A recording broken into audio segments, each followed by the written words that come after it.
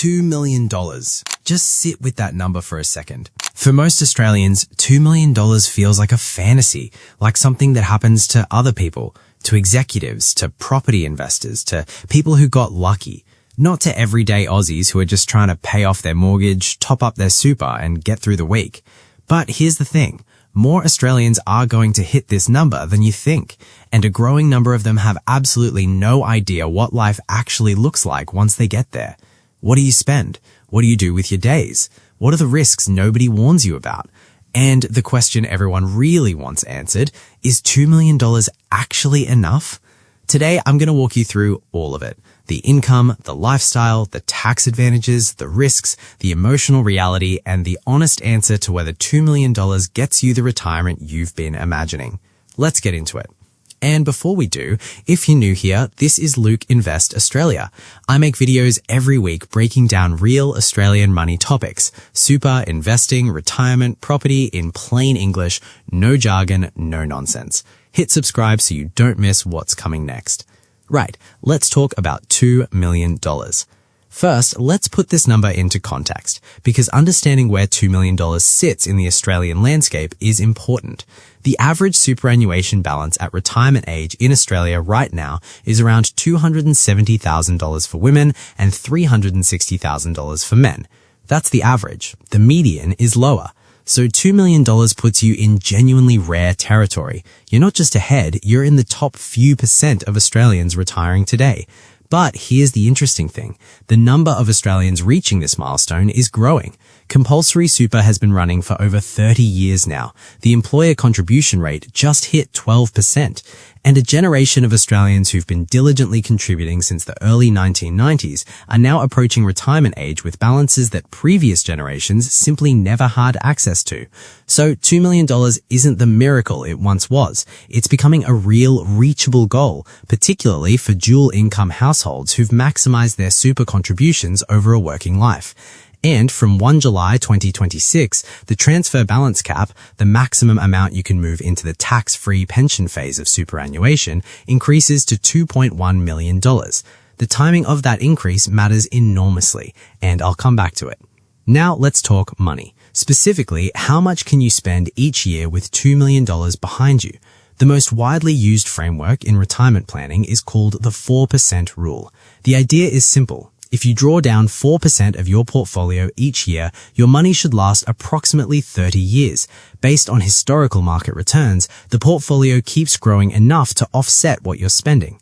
4% of $2 million is $80,000 a year.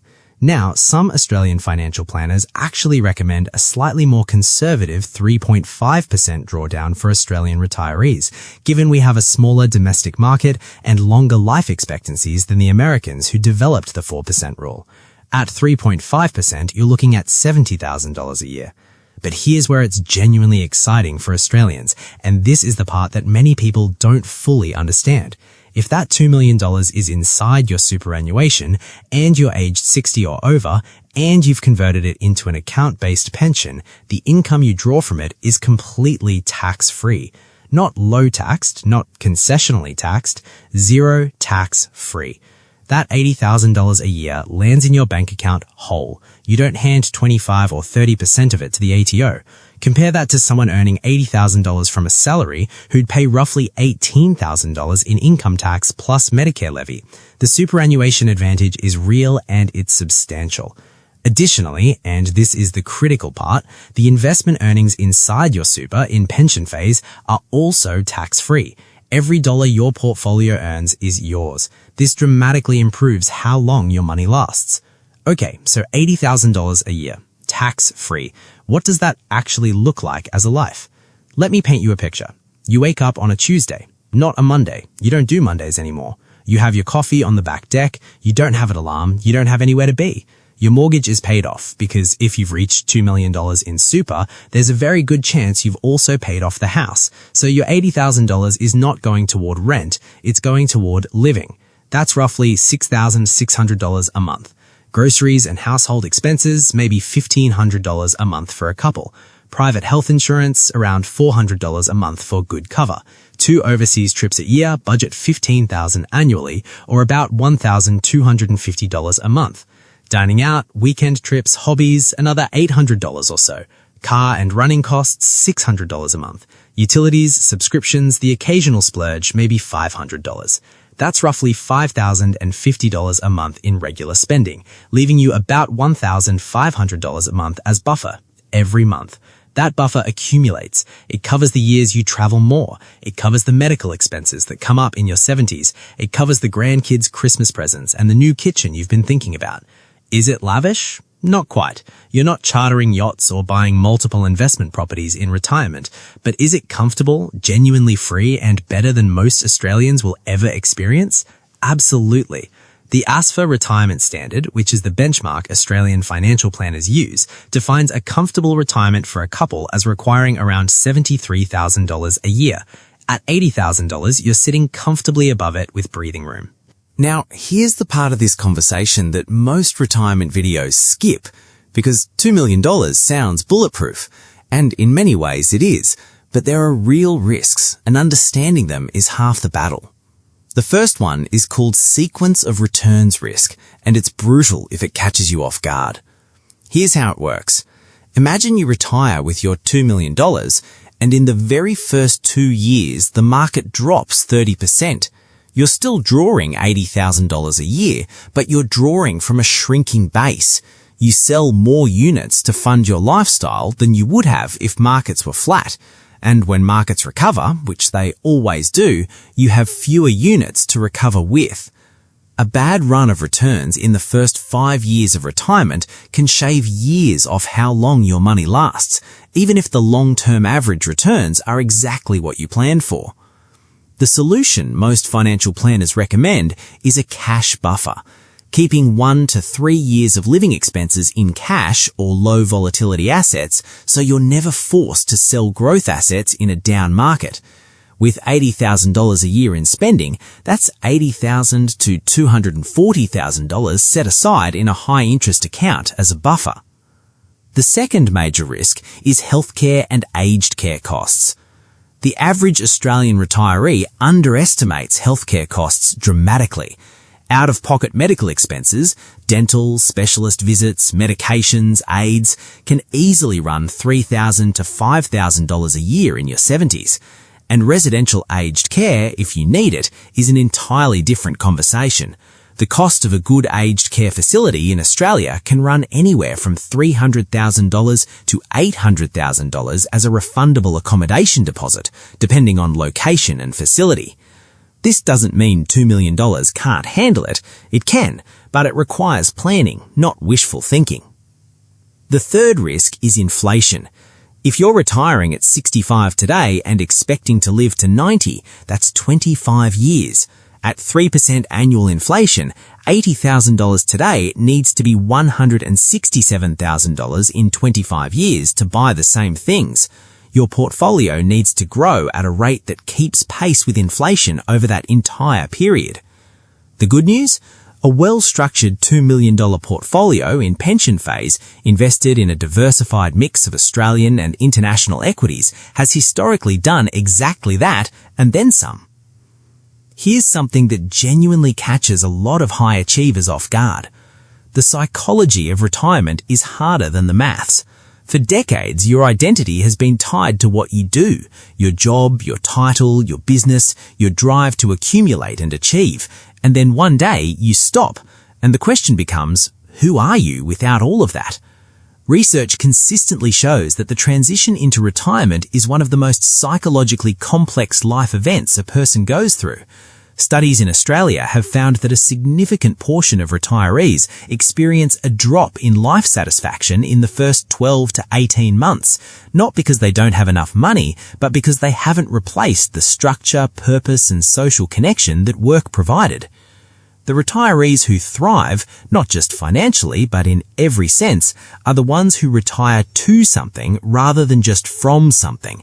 They have a routine, they have projects, they volunteer, they travel with intention, they pursue hobbies they deferred for 30 years, they stay socially connected, they find new reasons to get out of bed in the morning.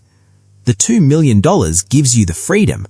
What you do with that freedom is entirely up to you, and that's actually the scariest and most exciting part. So, the question, is $2 million enough? The honest answer is it depends. And I know that's not the satisfying answer you came here for. So let me be specific about what it depends on. It depends on whether you own your home. A retiree with $2 million in super and no mortgage is a fundamentally different position to someone with $2 million in super and rent to pay. Housing costs in retirement can be the single biggest variable. It depends on where you live. Sydney and Melbourne have meaningfully higher day-to-day costs than regional Australia, Brisbane or the Gold Coast. The same $80,000 stretches very differently depending on your postcode. It depends on your health. If you're entering retirement in good health with no chronic conditions, $2 million is likely more than enough for a full, comfortable 30-year retirement. If you're already managing significant health issues, the maths gets tighter. And it depends on how it's structured. A poorly structured $2 million, sitting in the wrong phase of super, drawn down inefficiently, not positioned to manage sequence risk, will deliver a very different outcome than the same $2 million handled by a competent financial advisor who understands the Australian superannuation system. Here's the headline number though. Research from HLB Mann Judd, a reputable Australian financial planning firm, suggests that $2 million in super in pension phase, drawing at a 5% rate, could deliver around $100,000 a year, and the portfolio may last indefinitely given the tax-free earnings environment. Indefinitely, your money could genuinely outlast you.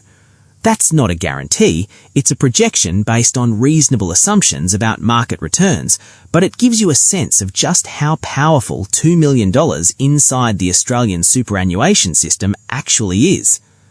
So, let's land this. $2 million in superannuation in retirement means $70,000 to $100,000 in completely tax-free income. It means a paid-off home, private health, 2 overseas trips a year, and a genuine financial buffer for whatever life throws at you. It means waking up on a Tuesday morning with nowhere you have to be. But it also means understanding that the number alone doesn't guarantee anything. You need to manage sequence risk, you need to plan for healthcare, you need to structure it right, and you need to know what you're retiring to, not just what you're retiring from. For most Australians, $2 million feels impossibly far away right now, and maybe it is, but the journey to that number starts exactly the same way for everyone, with the first dollar you put into super, the first investment you make, the first financial decision you make with intention rather than on autopilot. Most Australians will never get specific, real, no-nonsense information about what $2 million actually looks like in retirement. They'll Google it, get generic American content, and close the tab none the wiser. You just spent 10 minutes getting the Australian version, the real numbers, the real risks, the real life.